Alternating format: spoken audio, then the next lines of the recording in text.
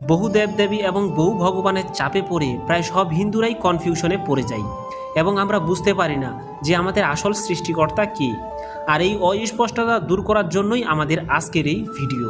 তাই ভিডিওটি না টেনে মনোযোগ সহকারে শেষ পর্যন্ত দেখার অনুরোধ রইল। হিন্দু শাস্ত্রে প্রধানত দুটি শব্দ, ঈশ্বর এবং ভগবান।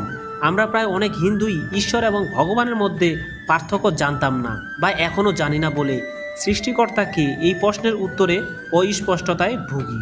কারণ হিন্দু শাস্ত্র মতে ভগবান অনেক বা বহু, কিন্তু বহু ভগবান তো আর সৃষ্টিকর্তা হতে পারে না।